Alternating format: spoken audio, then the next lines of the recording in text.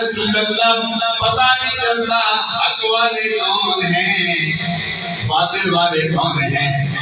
کافر بھی نعرہ تکبیر لگاتے تھے, منافق بھی نعرہ تکبیر لگاتے تھے, لیکن کافر بھی فتنہ تھا. نعرہ تکبیر لگانے کے باوجود منافقہ کا یہ نعرہ تکبیر بلند کرنا یہ بھی فتنہ کہا. منافق بھی بہت بڑا فتنہ, اس لیے اللہ نے فرمایا من الناس من یقول آمنا باللہ والیوم الآخر وما هم بمؤمنین. سبحان اللہ. منافق کہتے ہیں اللہ کو بھی مانتے ہیں, آخرت کو بھی مانتے ہیں. فرمائیے کہنے کے باوجود اللہ فرماتا ہے یہ مومن نہیں ہے, کیونکہ یہ منافق بھی اس دنیا میں بہت بڑا فتنہ ہے.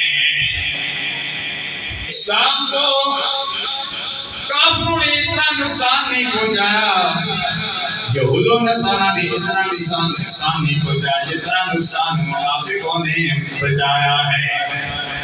منافقوں نے مسجد نبوی کے مقابلے میں مسجد بھی بنائی تھی. 11 پارے میں اللہ فرماتا ہے والذین اتخذوا مسجدا ضرارا وكفرا وتفريقا بين المؤمنين وإرصادا لمن خالف الله ورسوله من قبل وليحلفن إن أردنا إلا الحسنى والله يشهد إنهم لكاذبون. یہ سب کچھ کرنے کے باوجود ان کی نمازوں کو نہ دیکھو, ان کے سجدوں کو نہ دیکھو, ان کے رکوع کو نہ دیکھو, ان کی قرآن کی تلاوت کو نہ دیکھو. فرمایا یہ جھوٹے ہیں وَإِنَّهُمْ لَكَاذِبُونَ. اللہ فرماتا ہے وَاللَّهُ يَشْهَدُ إِنَّهُمْ لَكَاذِبُونَ. اللہ فرماتا ہے میں گواہی دیتا ہوں یہ جھوٹے ہیں. اگر کہ اللہ تبارک و تعالیٰ کے پیارے حبیب علیہ السلام نے فرمایا قیامت کے قریب ایک فتنہ نہیں کئی فتنے اٹھیں گے. فرمایا کہ ایسے لوگ بھی ہوں گے جو قرآن پڑھیں گے, بڑے خوبصورت قرآن پڑھیں گے, لیکن ان کے حلق سے نیچے نہیں جائے گا. بڑا خوبصورت انداز میں پڑھیں گے, حلق سے اوپر پڑھیں گے. سرکار نے فرمایا وہ لمبے رکوع بھی کریں گے, لمبے سجدے بھی کریں گے, وہ قرآن کی تلاوت بھی کریں گے.